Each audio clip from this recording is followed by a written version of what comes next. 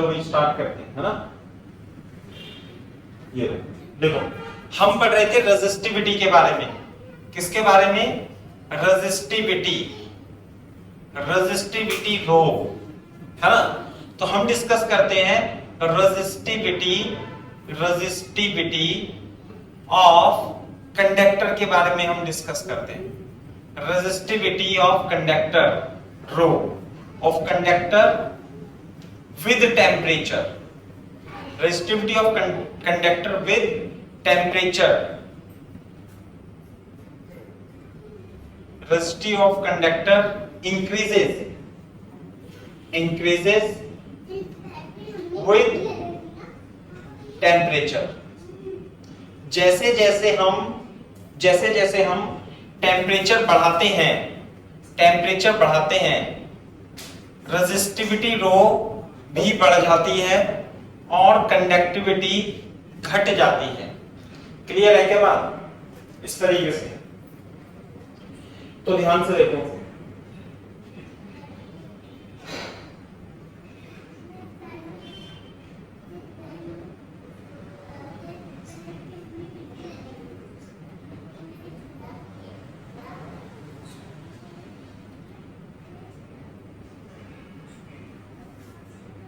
हाँ भाई, resistivity increases with temperature conductor की। और देखो, इसके लिए हम डिफाइन करते हैं coefficient of resistivity.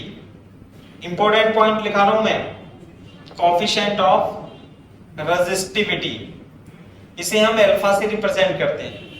What is coefficient of resistivity? It is defined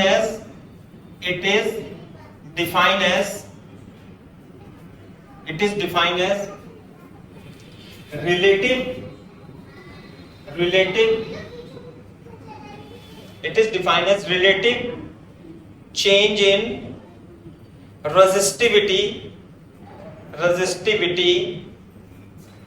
per unit increment, per unit change in temperature। ध्यान से देखना, what is coefficient of resistivity? Coefficient of resistivity is defined as relative change in resistivity per unit change in temperature, per unit change in temperature।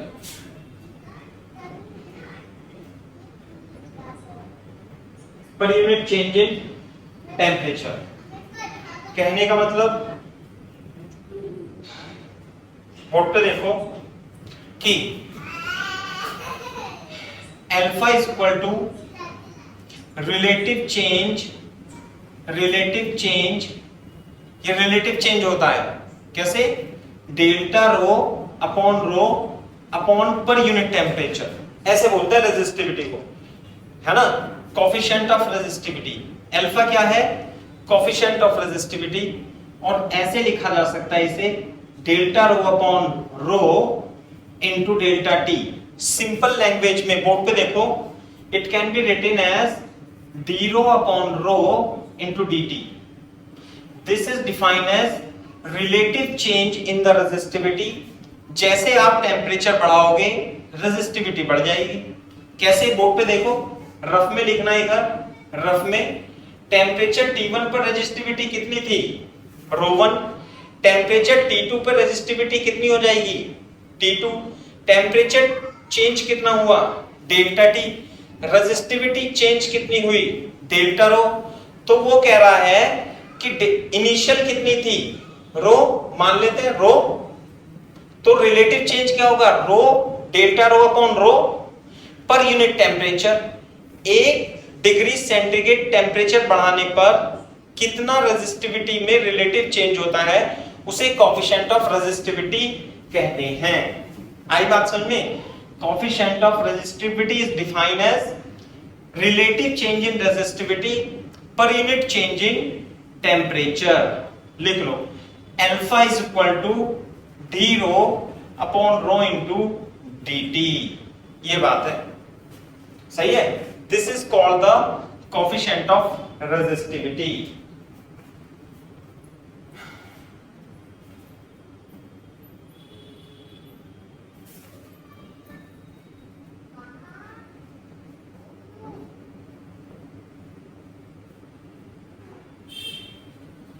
Coefficient of resistivity. हाँ भाई,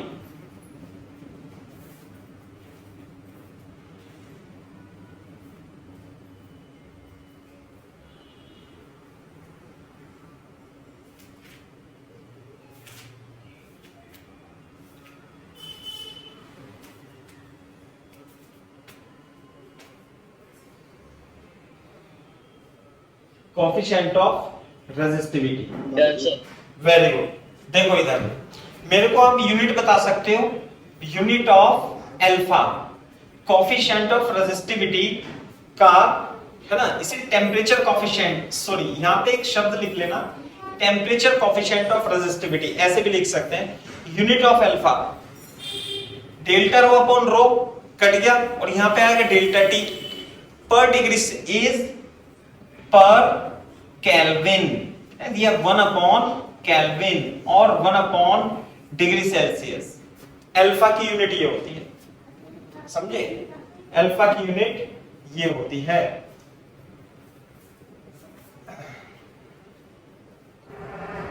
देखो इधर,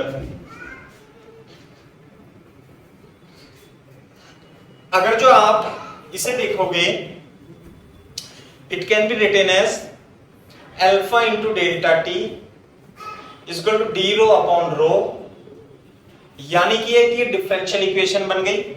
alpha तो constant है, alpha constant होता है ना। यदि मैं डिफरेंशिएट करूं दोनों तरफ, इंटीग्रेट करूं, सॉरी, कैसे, T1 पर रेजिस्टिविटी कितनी है, ρ1, और T2 पर रेजिस्टिविटी कितनी हो जाती है, ρ2। एक मिनट, पहले इसे ऐसे लिखेंगे, फिर alpha dt is equal to d rho upon rho, है ना, फिर इंटीग्रेशन ही मैं यहां पे लगा देता हूं, डी रो अपॉन रो, T1 पर रेजिस्टिविटी ρ1, T2 पर रेजिस्टिविटी ρ2। आगे बात समझ में, अल्फा कांस्टेंट है, ये बाहर आ जाएगा T1 अपॉन T2, ये क्या आ जाएगा, देखो कोई मेरे को बता सकता है 1 अपॉन x का इंटीग्रेशन कितना होता है? हाँ भाई नंगल, 1 अपॉन x का इंटीग्रेशन बेटा,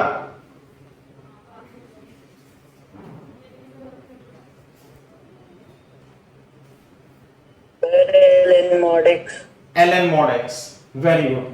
जिन बच्चों को नहीं पता मैं उन्हें लिख देता हूं, यहां पे लिख लो रफ में, क्या 1 अपॉन x का इंटीग्रेशन ln x होता है, मोड में आता है, ये छोड़ो, चलो मोड वोड तुम्हारे कोई मतलब नहीं है।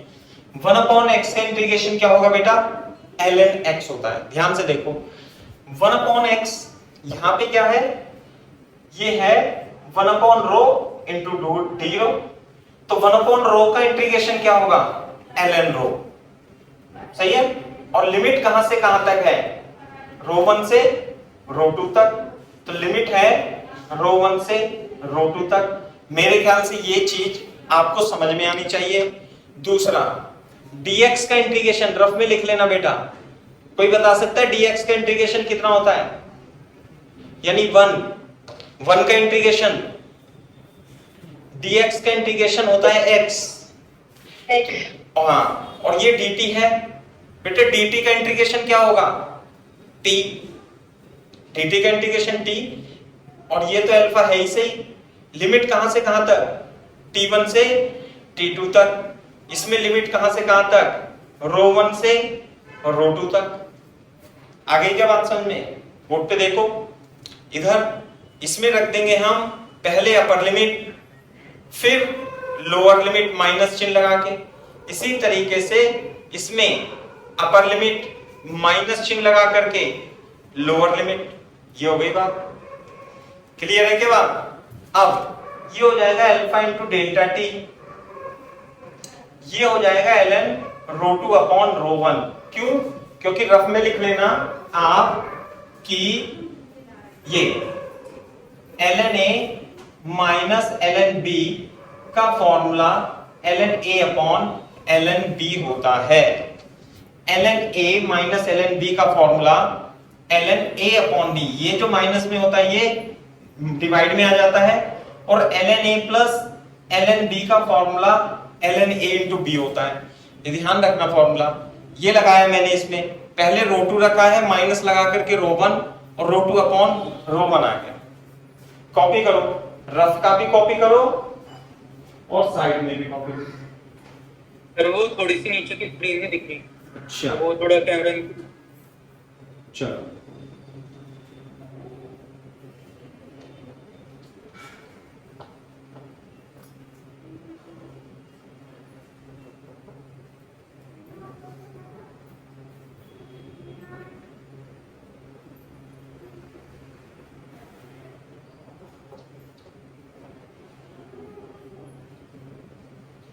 हाँ भाई,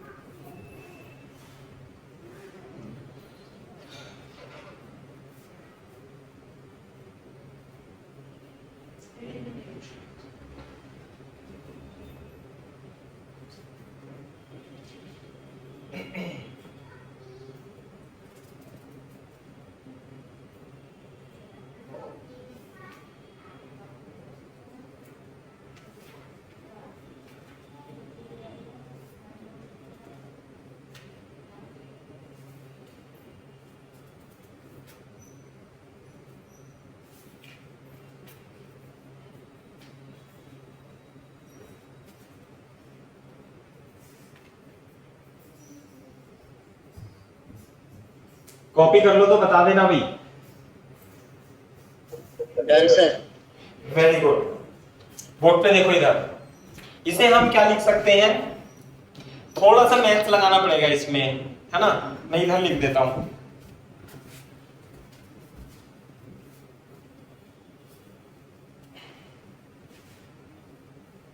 देखो ये आया आपका alpha delta t ln rho two upon rho one. Clear है आपका। ये होता है बेसिकली ln का मतलब होता है लॉग। क्या मतलब होता है इसका, log rho two upon rho one into base. कभी भी ऐसे लिखाओ y is equal to log x base e, rough में लिख लेना इस फॉर्मूले को भी, क्योंकि कुछ बच्चों को पता होता है कुछ को नहीं। तो इसे हम क्या लिख सकते हैं पता है आपको, इसे लिख सकते हैं हम e की पावर y और x, ये लिख सकते हैं। क्या लिख सकते हैं, e की पावर y इंटू x। इसी तरीके से यहां पे क्या लिखा हुआ है, e और ये है अल्फा डेल्टा टी, तो e की power alpha delta T is equal to rho two upon rho one, ऐसे लिख सकते हैं इसे। तो रो टू रो वन से मल्टीप्लाई हो जाएगी alpha delta T into rho two. नहीं आई बात समझ में, बोर्ड पे देखो, तो रो टू जो होगी वो rho one into alpha delta T हो जाएगी। Rho two is equal to rho one into alpha into delta T. What is rho one, rho one is the resistivity, rho one is the resistivity at temperature T1। What is rho two, is the resistivity at temp, ये ऐसे लिख सकते हैं at temperature T1 resistivity is rho one, at temperature T2 resistivity कितनी हो जाती है रो to. तो रो टू की वैल्यू कैसे होगी, रो वन e की पावर अल्फा डेल्टा टी, ये हो जाएगी।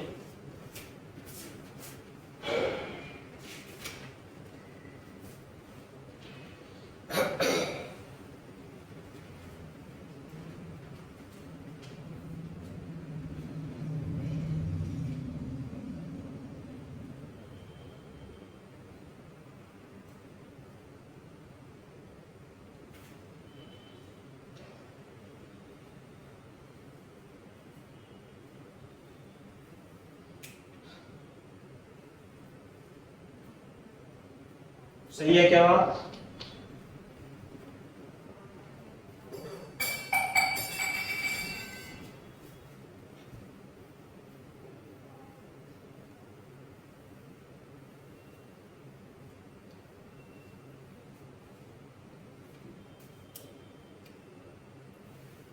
हाँ भाई,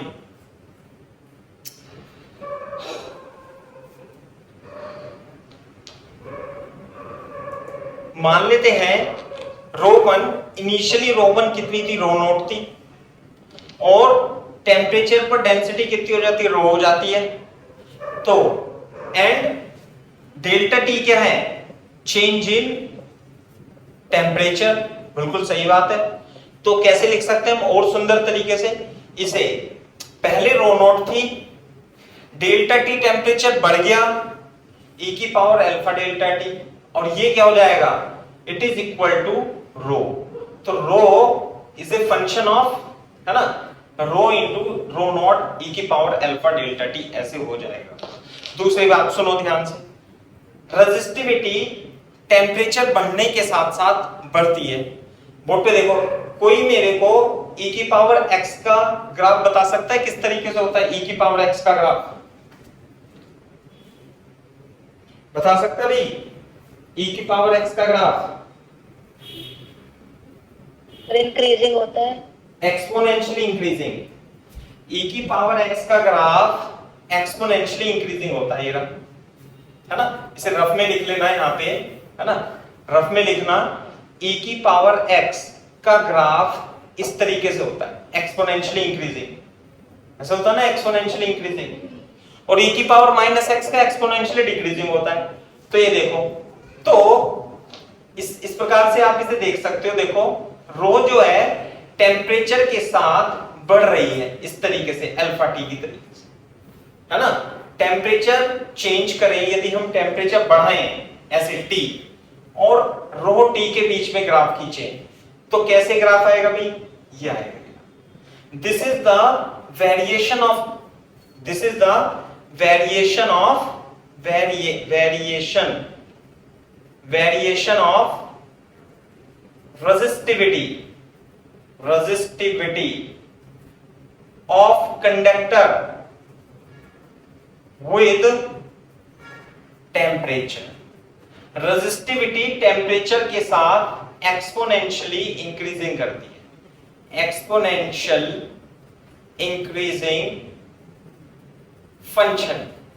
बहुत ही इंपॉर्टेंट ग्राफ है ये, एक्सपोनेंशियली इंक्रीजिंग फंक्शन है ये।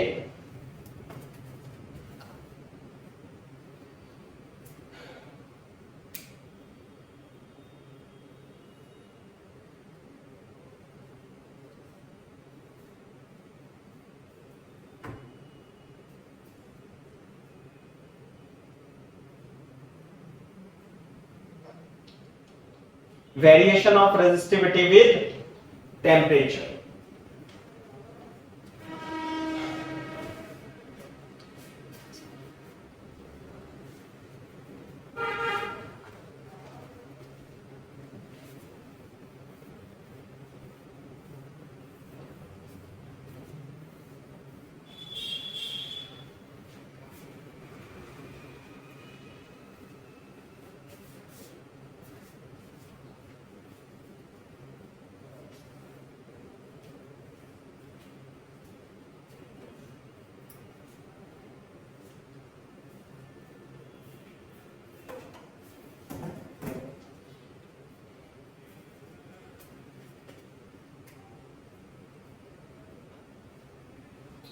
हाँ भाई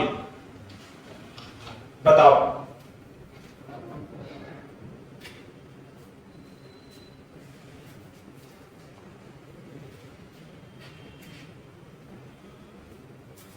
बोर्ड पे देखो ध्यान से, रफ में लिखना है, रफ में साइड में लिख लेना।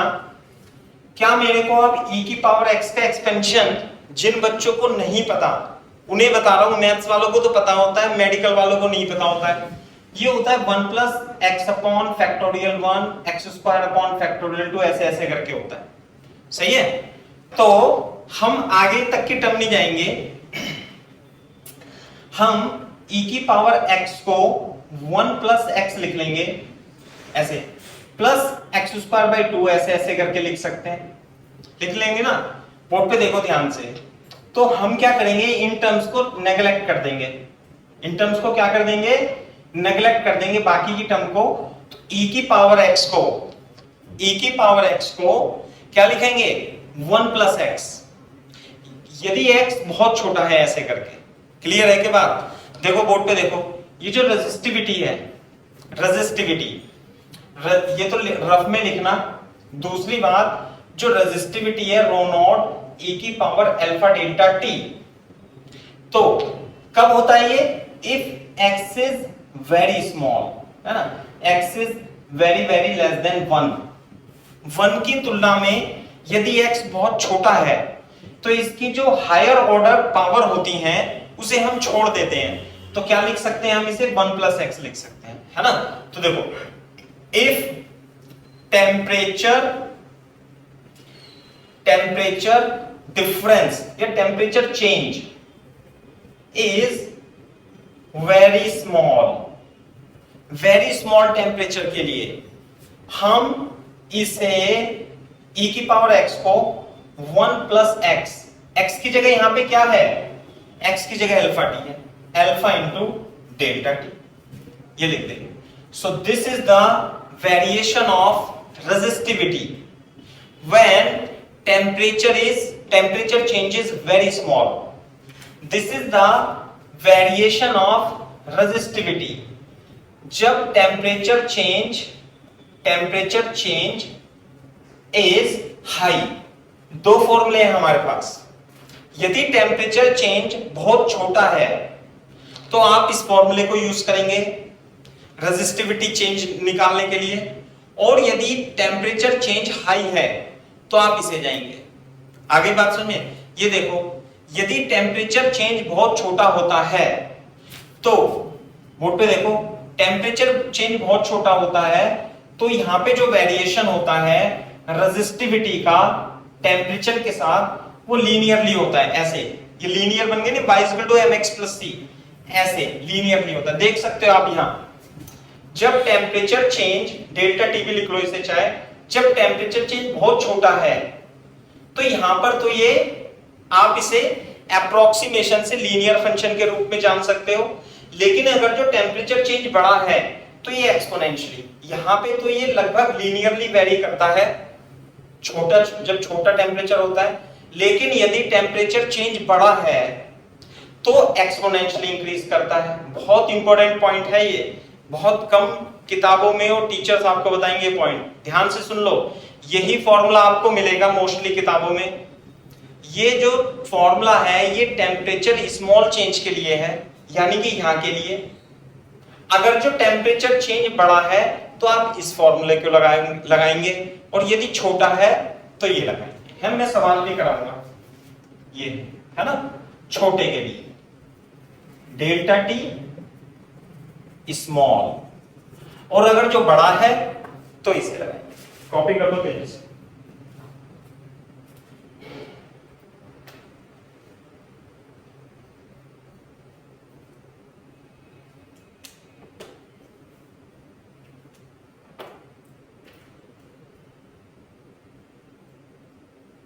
e की पावर x का एक्सपेंशन 1 प्लस एक्स,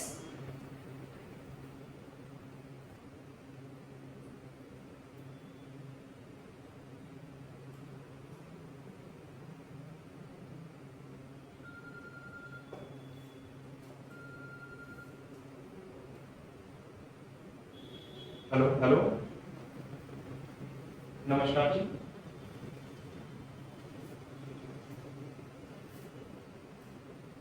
क्या? हाँ हाँ हाँ, आप कहाँ से बोल रहे हैं सर? हाँ, मैं ना आपको 3 बजे फोन करता हूँ, ठीक है? Okay sir.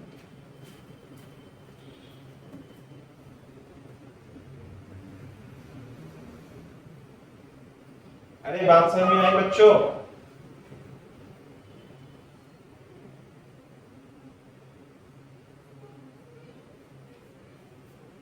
कॉपी कर लो तो बता देना बेटा।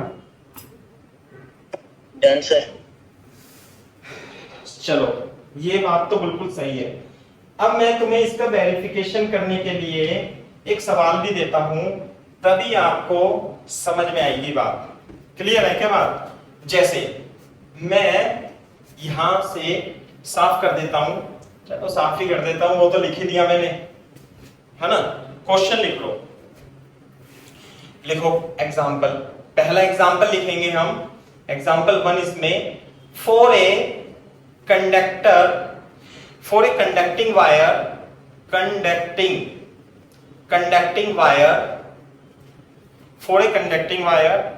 alpha is equal to 10 की पावर माइनस पर degree Celsius. Alpha, what is alpha?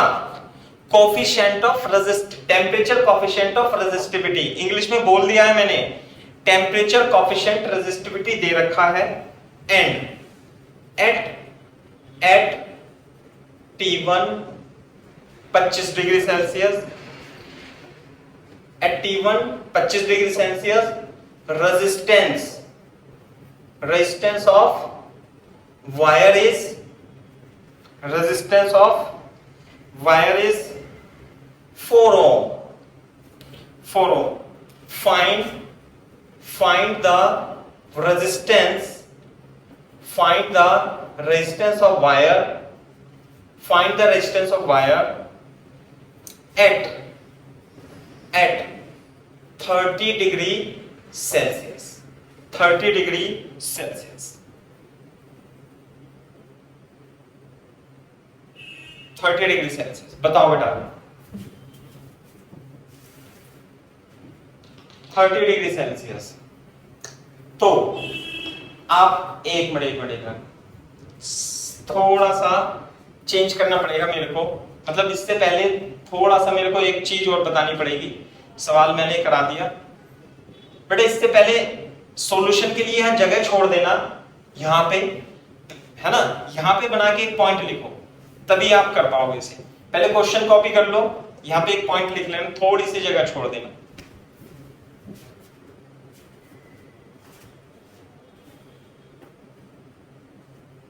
जगह क्यों छोड़नी है वो ये देख लो। हमने रेजिस्टेंस के बारे में तो बता दिया, रेजिस्टिविटी के बारे में नहीं, रेजिस्टिविटी के बारे में बता दिया, रेजिस्टेंस के बारे में नहीं बताया। बोर्ड पे देखो बेटा, रेजिस्टेंस क्या होता है, लिखो यहां पे, इस जगह लिखना, ये इसके नीचे थोड़ी जगह छोड़ के लिखना, resistance rho L upon A. Resistance is directly proportional to rho. तो यदि टेम्परेचर बढ़ेगा, टेम्परेचर दो तरीके से बढ़ सकता है, या तो छोटा टेम्परेचर बढ़े या बड़ा टेम्परेचर बढ़े। तो if delta T is high, delta T is high, तो टेम्परेचर बड़ा है, तो हाई की जगह बिग लिख लेते हैं, बिग। तो रेजिस्टेंस और रेजिस्टिविटी दोनों प्रोपोर्शनल है, तो रेजिस्टेंस जो होगा आर नॉट कितना होगा, e की पावर अल्फा डेल्टा टी होगा। नहीं आई बात समझ में? कैसे? ऐसे देखो, rho is equal to rho naught e की पावर अल्फा डेल्टा टी है ना, तो इसमें L अपॉन ए से डिवाइड कर लेना दोनों तरफ। तो ये क्या हो जाएगा, ये तो हो जाएगा इनिशियल रेजिस्टेंस, और ये हो जाएगा डेल्टा टी के बाद रेजिस्टेंस। ये हो सही है। कब रेजिस्टेंस ये कब होगा, जब डेल्टा टी बहुत हाई होगा। जैसे रेजिस्टिविटी है ना, तो रेजिस्टिविटी में L अपॉन ए से मल्टीप्लाई कर लो। ये रहा कंडक्टर, इसका लेंथ कितना है L और एरिया कितना है A, तो ये क्या हो जाएगा R हो जाएगा ना, R, T छोड़ो इसे, और ये क्या होगा इनिशियल रेजिस्टेंस, तो सेम रहेगा। इसी तरीके से इधर देखो, if delta T is small, delta T is small, तो डेल्टा टी स्मॉल है तो रेजिस्टिविटी कैसे चेंज होती है, 1 प्लस अल्फा डेल्टा टी के हिसाब से। दोनों तरफ आप क्या करोगे, L अपॉन ए से मल्टीप्लाई कर देना। तो रेजिस्टेंस जो होगा 1 प्लस अल्फा डेल्टा टी हो जाएगा ये। तो आपके पास दो फॉर्मूले हो गए रेजिस्टेंस चेंज के, एक तो ये वाला, एक ये वाला। ये वाला स्मॉल चेंज के लिए लगाएंगे, ये वाला बिग चेंज के लिए लगाएंगे रेजिस्टेंस का। रेजिस्टेंस भी रेजिस्टिविटी के प्रोपोर्शनल है, तो सेम टाइप के फॉर्मूले रेजिस्टेंस के लिए भी वैलिड है।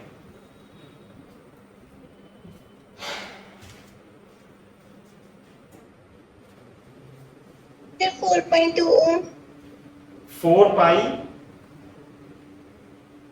नहीं सिर्फ 4.2। 4.2, हाँ हाँ हाँ बिल्कुल सही बात है, 4.2 ओम आएगा आंसर, बिल्कुल सही बात है। और भी निकाल दो भाई क्वेश्चन का आंसर अब।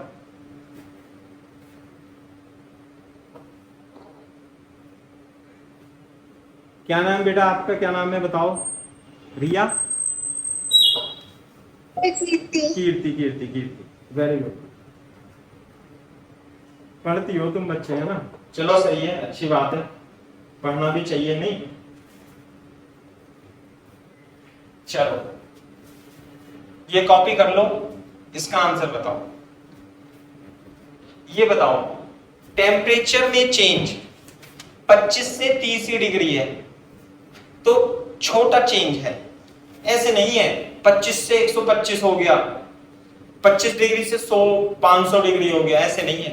5 डिग्री सेल्सियस रेजिस्टेंस में चेंज है, टेम्परेचर में चेंज है।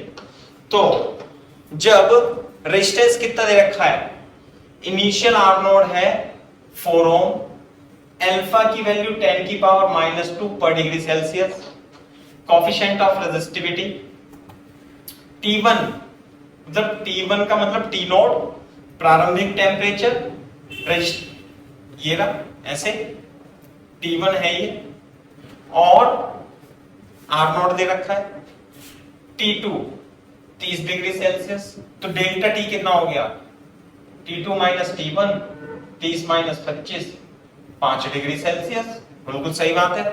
तो फॉर्मूला पहला लगाऊं, दूसरा लगाऊं? दूसरा लगाऊंगा क्योंकि टेम्परेचर स्मॉल है, डेल्टा T इज स्मॉल, तो R is equal to R naught 1 plus alpha delta T। R naught की वैल्यू 4 ओम, अल्फा 1/100, अल्फा क्या है 1/100 ही है ना, डेल्टा T 5, 1 प्लस 1/20, 1 प्लस 0.05 है ना, 0.05, तो ये हो जाएगा 1.05, 4 5 20 ohm is the resistance. Copy करो।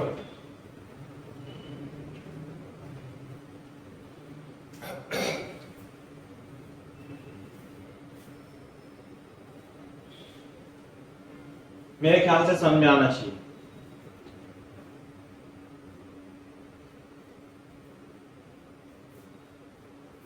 दूसरा क्वेश्चन लिख देता हूं, इधर ही लिखता हूं।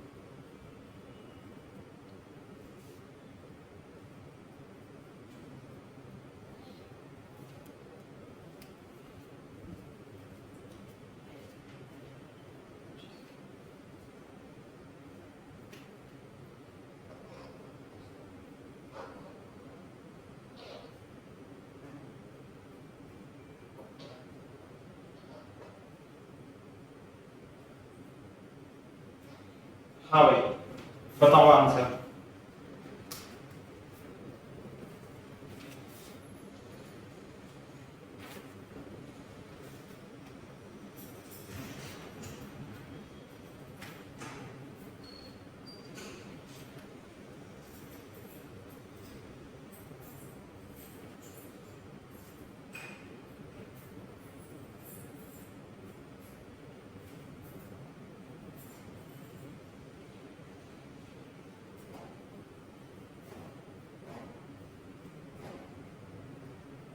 Say 28. 20 is the correct answer, बिल्कुल सही बात है, very good. 20 is the correct answer.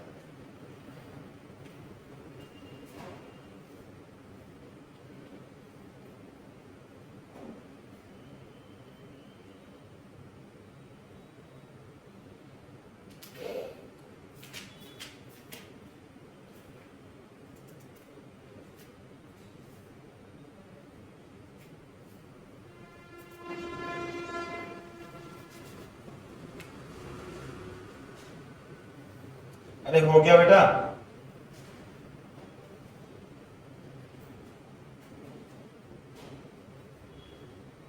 Yes sir. कितना आंसर आया?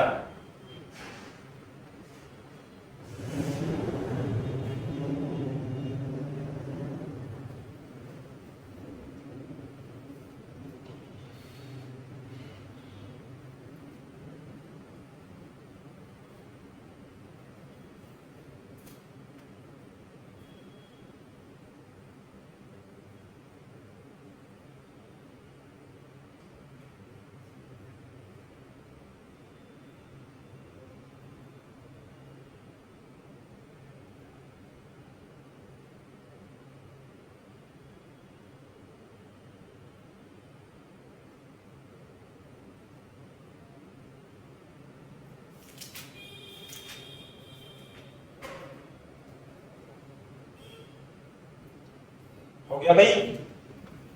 कैसे करेंगे? देखो इधर, मैं इसे साफ कर देता हूं। इसमें जो टेम्परेचर डिफरेंस है, the temperature difference is high. कहां से? अल्फा तो दे रखा है इसके लिए 273 पर डिग्री सेल्सियस, T1 दिया हुआ है 273 degree Celsius, T2 546 degree Celsius. T1 T2 दुगना ही हो गया, बहुत ज्यादा दुगना हो गया। Delta T equal to T2 minus T1 कितना है? 546 माइनस 273 कितना आएगा भाई? 3 7 और 2, 3 7 2 273 आ गया डिग्री सेल्सियस। तो it is delta T is big. तो फॉर्मूला कौन सा लगाएंगे रेजिस्टेंस के लिए? R is equal to R naught e की पावर अल्फा डेल्टा टी। ये इससे आंसर नहीं आएगा। दो तरीके के क्वेश्चन दे रखे होंगे, ये वाला क्वेश्चन देके आंसर इससे निकाल रखा होगा, पहला ऑप्शन होगा वो, जो कि गलत होगा। ये तो आपको हवा भी नहीं लगेगी कि ऐसा भी ऑप्शन हो सकता है। तो रेजिस्टेंस जो होगा वो R नोट कितना था? R नोट था 20 ओम, 20 ओम। तो 20 e की power alpha 273 into delta T कितना आया? 273, इससे कट गया। तो रेजिस्टेंस कितना है? 20 e, है ना। ये बात अलग है कि e की वैल्यू 2.71 या 73 ऐसे करके लिख देना, तो हो सकता है कुछ ऐसा भी आंसर हो। This is the answer. इससे निकालोगे तो गलत आएगा, ये बात ध्यान, सही है? क्योंकि इसी से ही ये आया है। तो आप इस चीज को, ये तो हमेशा वैलिड रहेगा, छोटे के लिए भी बड़े के लिए भी, लेकिन छोटे के लिए इससे कैलकुलेशन हमारी आसान हो जाती है।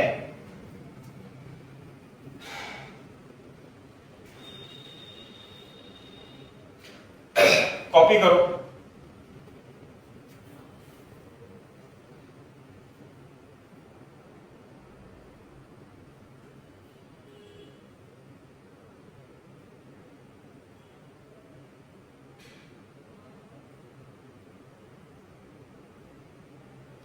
करो भाई जल्दी से, फटाफट कॉपी कर लो तो बता देना।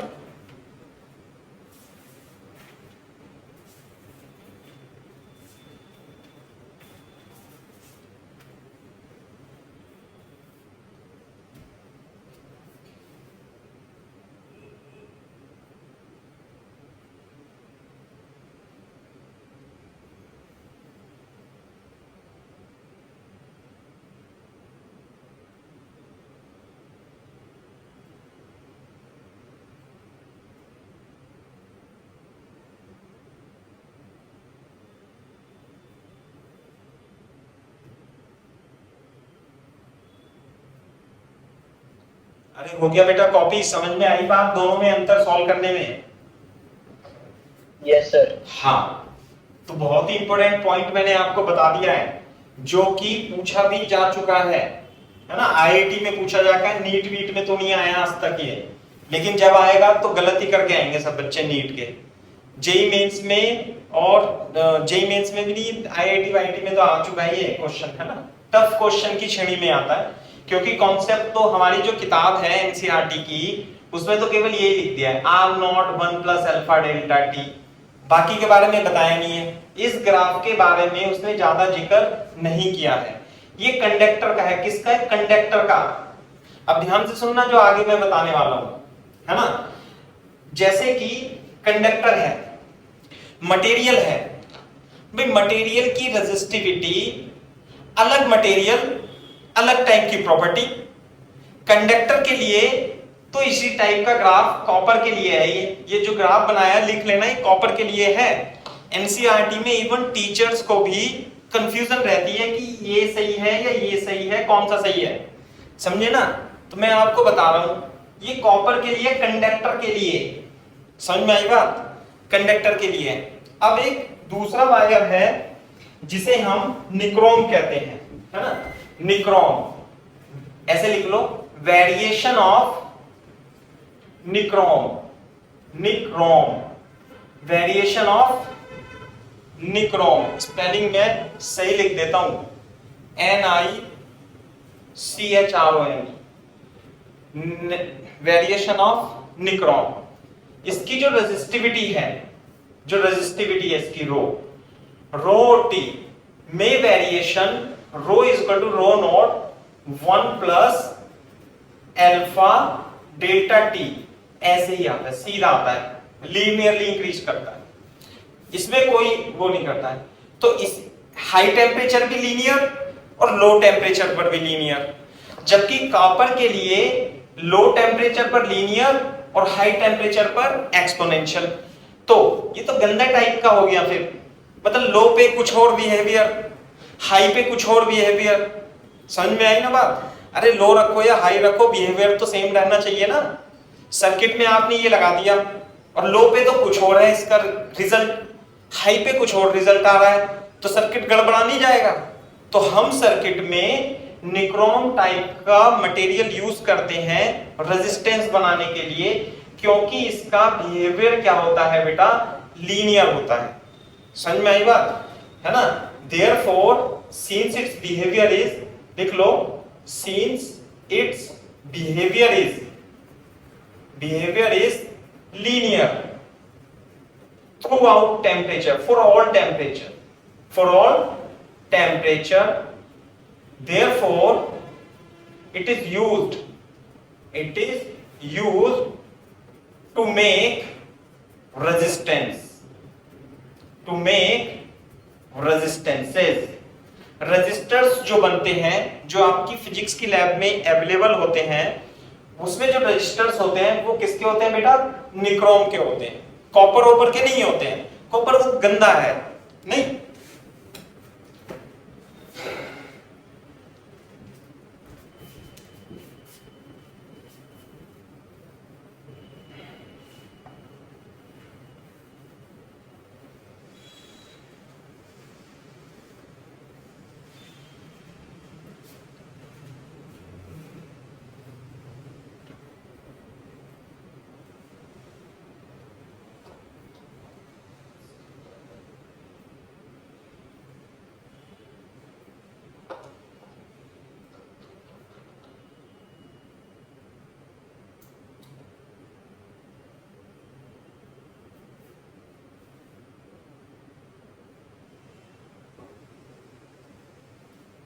हाँ भाई,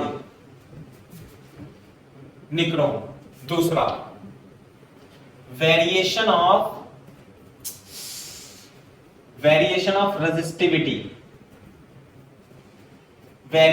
रेजिस्टिविटी ऑफ निक्रोम। सर आपकी स्क्रीन ब्लर आ रही है। बेटा सही है क्या बेटा? Yes sir. Variation of resistivity of semiconductor. Semiconductor तो हम वैसे तो उसमें पढ़ेंगे लास्ट में मॉडर्न फिजिक्स में, लेकिन रेजिस्टिविटी है ना, इसके लिए अल्फा क्या होता है, सेमीकंडक्टर का अल्फा नेगेटिव होता है। क्या होता है, नेगेटिव। इसलिए अल्फा जब नेगेटिव होगा, as temperature is increase, resistivity है ना, रेजिस्टिविटी विल डिक्रीज, क्योंकि इसका अल्फा नेगेटिव होता है। किस तरीके से डिक्रीज करेगी, रो और टेम्परेचर में यदि हम ग्राफ खींचें तो इस तरीके से होता है। किसका वेरिएशन है ये, रेजिस्टिविटी का, सेमीकंडक्टर का। ये है निक्रोम का। पहले जो बताया था वो तो कॉपर का यानी कंडक्टर का।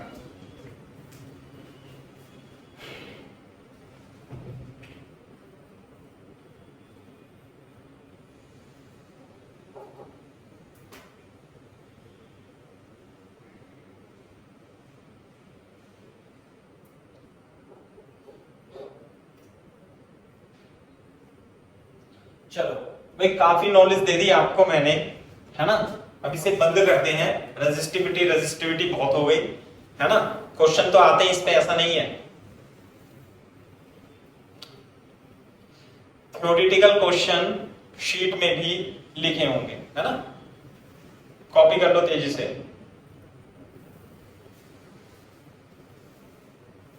अब एक इंटरेस्टिंग टॉपिक स्टार्ट करते हैं जो सब बच्चों के समझ में आएगा। पता नहीं है आपको कैसा समझ में आया कैसा नहीं, थोड़ा सा थ्योरी पढ़ लेना आप, है ना।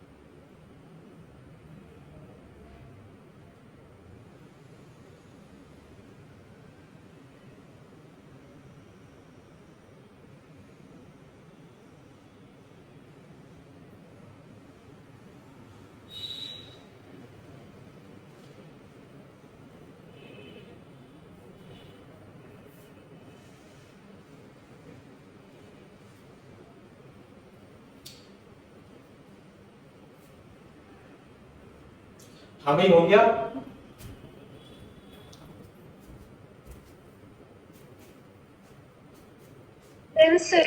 Very good.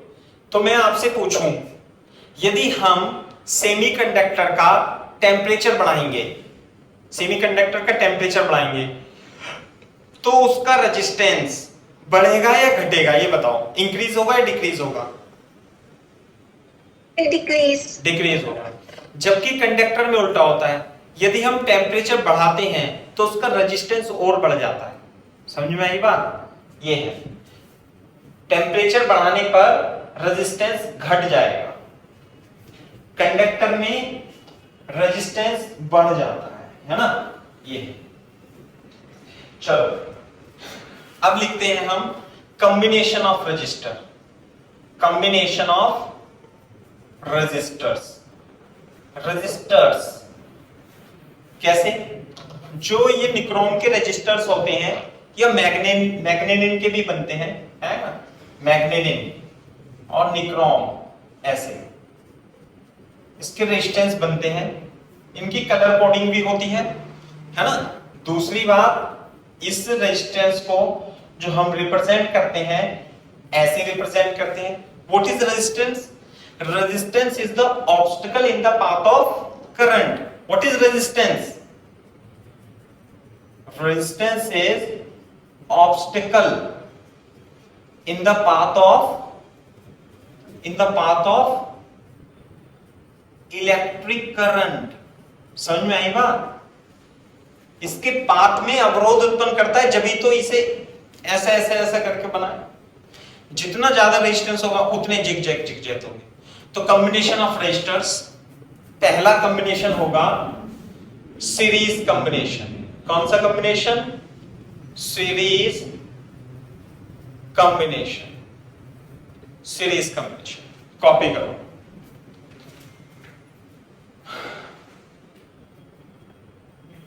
सर वो कॉम्बिनेशन ऑफ रजिस्टर के बाद तो लिखा है आपने। मैग्नेनाइन। एक मिनट में इसकी स्पेलिंग बना, मैंने गलत लिख दी।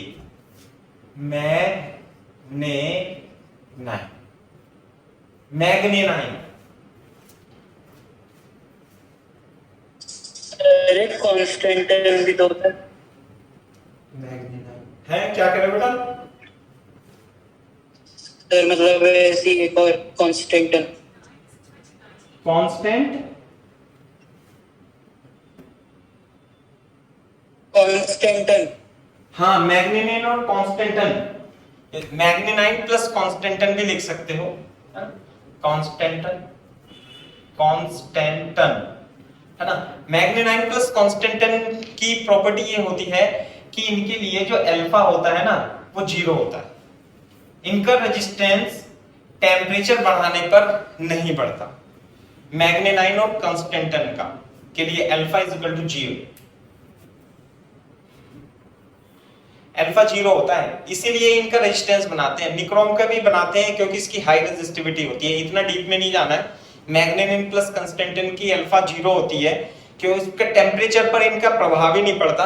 इस पे पड़ता है तो बहुत कम पड़ता है, लीनियरली इंक्रीज होता है ना, एक्सपोनेंशियली इंक्रीज नहीं होता।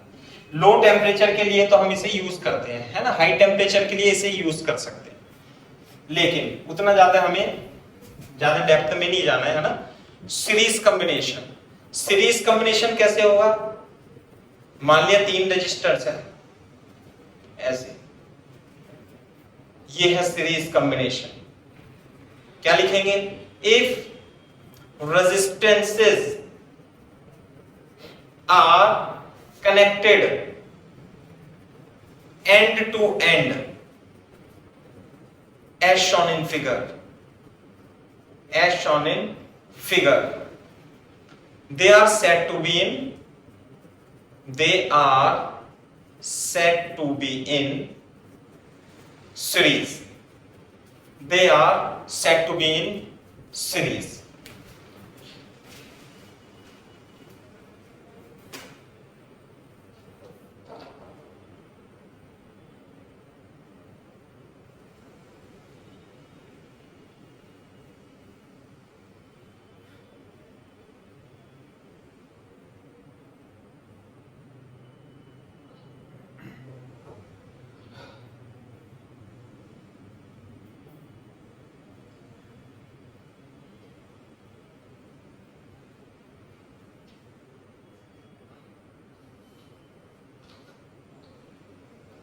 They are said to be in series. Board पे देखो, इनमें क्या होगी? करंट सब जगह क्या होगी? आई होगी। कैसे?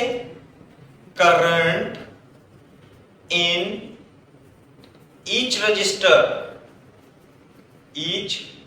Registers are same. Current in each resistors are same. हर एक रजिस्टर में करंट क्या रहेगा? सेम रहेगा। समझ में आ गई बात?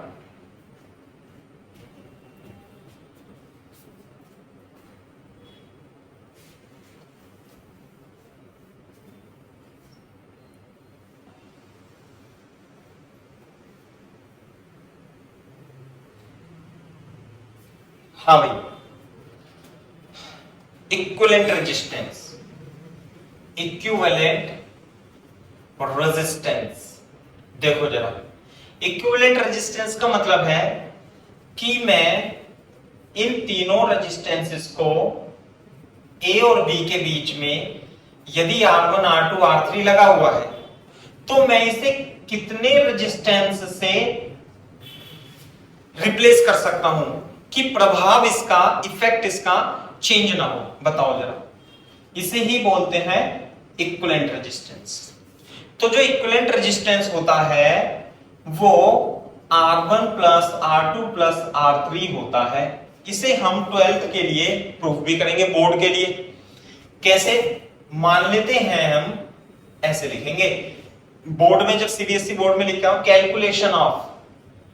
Calculation of equivalent resistance in series, ऐसे।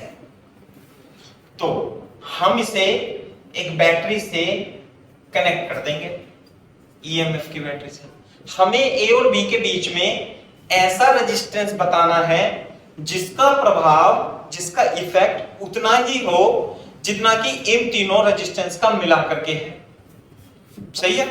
कहने का मतलब कि यदि इन तीनों रेजिस्टेंस को बी वोल्ट की बैटरी से लगाने पर इसमें करंट आई जाए, तो इसी प्रकार इस रेजिस्टेंस को सेम वी वोल्ट की बैटरी से लगाने पर करंट कितना जाए?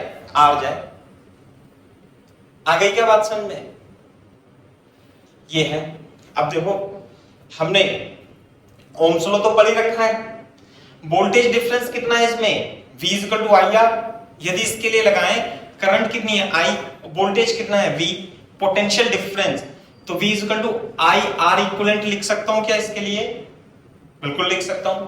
बोर्ड ध्यान से देखो, यदि वोल्टेज ये V है तो इसमें से, जैसे मान लिया 50 वोल्ट है, तो 50 वोल्ट में से कुछ वोल्टेज इसके अक्रॉस चला जाएगा, 50 में से कुछ इसके अक्रॉस चला जाएगा, 50 में से कुछ इसके अक्रॉस चला जाएगा। आ गई क्या बात समझ में? कुछ इसके, कुछ इसके, कुछ इसके, ऐसे चला जाएगा। तो V जो वोल्ट होगा, है ना, V potential difference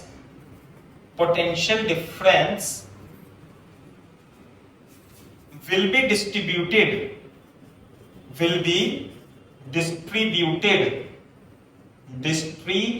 distributed among on each resistors, on each distributed on resistors such that V is equal to V1 plus V2 plus V3। आ गई क्या बात समझ में? V is equal to V1 plus V2 plus V3। What is V1? V1 is the potential difference between across resistance R1, potential difference R2, potential difference R3। Copy करो।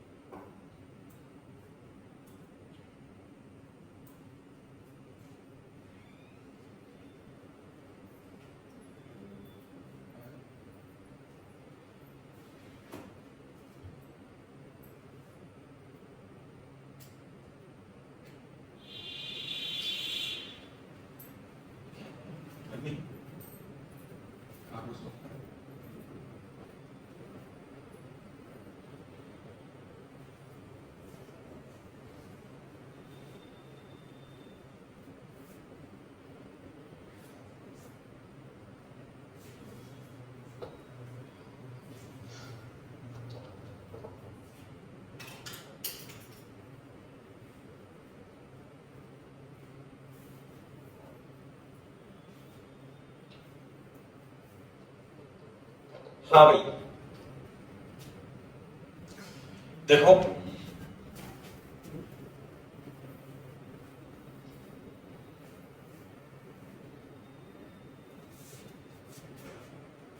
Board पे देखो इधर, what is V1? V1 is potential difference across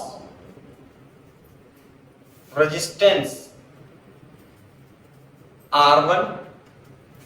What is V2? Is the potential difference across R2. What is V3? Potential difference across R3. तो V1 is equal to, current कितनी है भाई इसमें current है I, potential difference V1, resistance R1, बताओ V1 is equal to IR1, V2 is equal to IR2. अब what is V3 is equal to IR3. This is equation number 1. This is 1 and this is 2. बोलो, तो देखो net potential कितना है, V is equal to, ये दे रखा है ना, यहां पे लिख लेंगे V is equal to V1 plus V2 plus V3. V की जगह I R इक्वलेंट, V1 की जगह I R1, I R2, I R3. वैसे तो ये दुनिया को पता है, लेकिन फिर भी हमने डेरिवेशन कर दिया इसका कि सीरीज में रेजिस्टेंस R1, R2, R3 का सम होता है।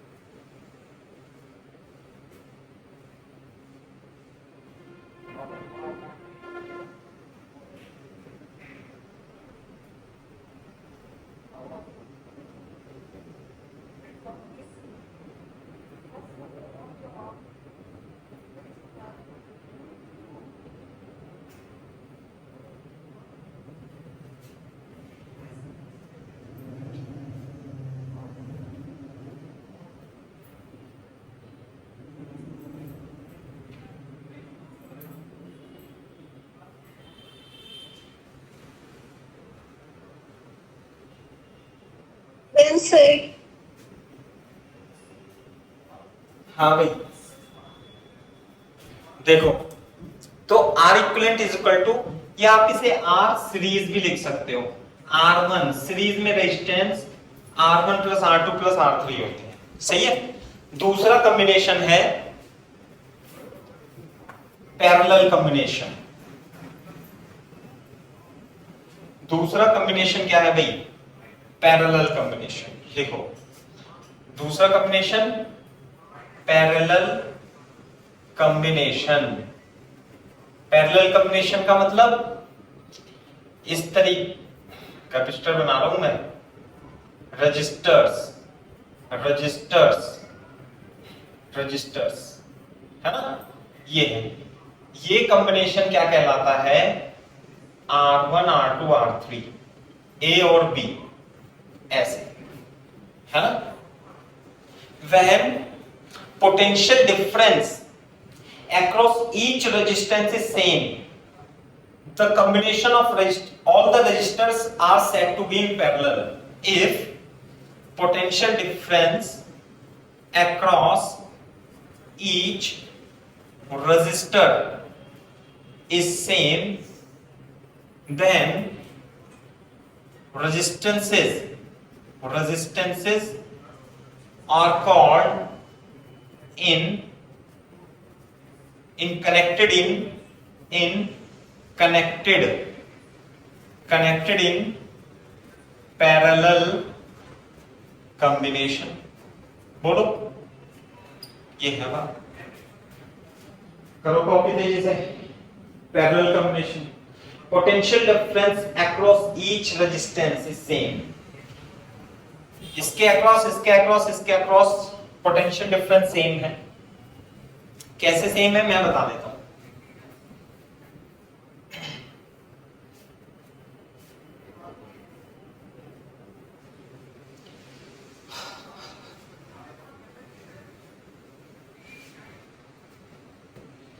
हाँ भाई,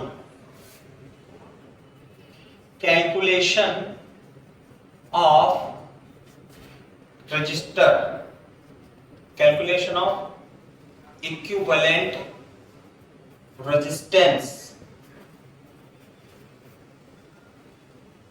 calculation of equivalent resistance of resistors connected in parallel। कैसे, 3 रजिस्टर्स है ऐसे करके, और आपको इसके इक्विवेलेंट ए और बी के बीच ये आर इक्विवेलेंट निकालना है, R1 R2 R3, ताकि यदि आप इसे एक बैटरी से कनेक्ट करो और इसे एक बैटरी से कनेक्ट करो तो करंट क्या जानी चाहिए, सेम जानी चाहिए। ये ना, ये है मतलब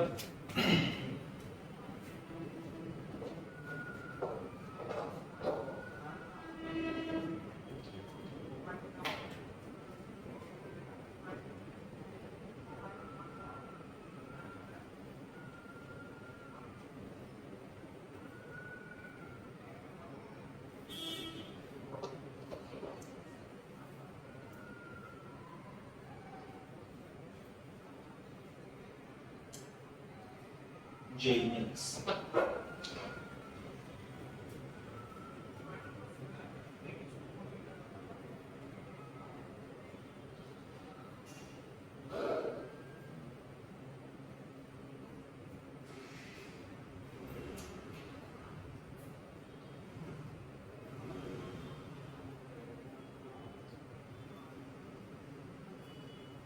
क्यों भाई, समझ में आई बात? हमें ऐसा करना है कि इस रजिस्टर को ऐसे रजिस्टर से रिप्लेस करना है कि यदि आप 20 वोल्ट की बैटरी से उसे लगा दो तो उतनी करंट जानी चाहिए जितनी इसमें थी, यानी कि इसके लिए V = I × R इक्विवेलेंट ये हो जाएगी। दूसरी बात, ये जो करंट है I, ये जब I करंट इसमें जाएगी तो इसमें चली जाएगी I1, इसमें चली जाएगी I2, इसमें चली जाएगी I3। बोलो, अलग अलग डिस्ट्रीब्यूट हो जाएंगी ना। तो यहां पे कितनी I1, देखो ऐसे करके ऐसे बनाना, और यहां पे कितनी I3। तो यानी कि जो टोटल करंट है वो I1 + I2 + I3, इसे KCL भी बोलते हैं, बाद में पढ़ेंगे, Kirchhoff current law. This is equation number 2 and this is 1। बोलो,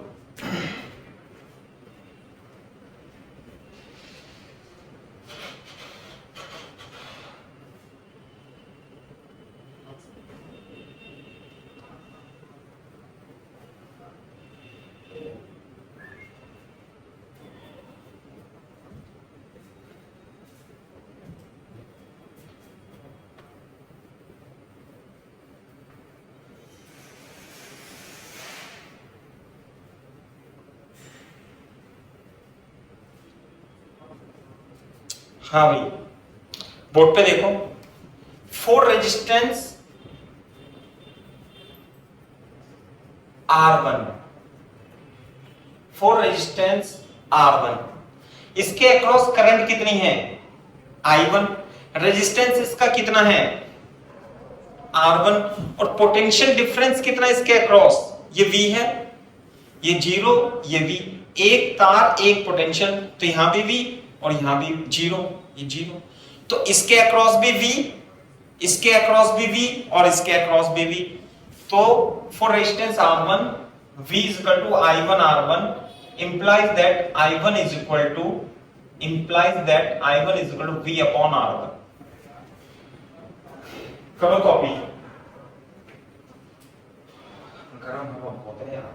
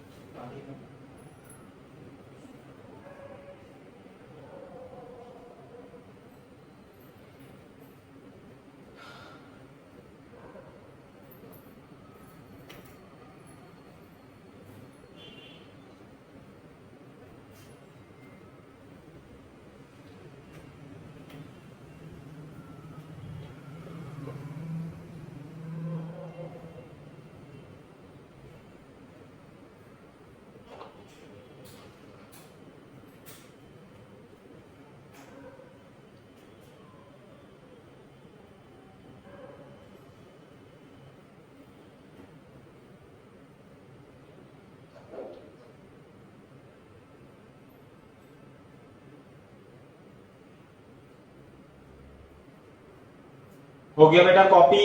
यस सर, डन सर बोल दो।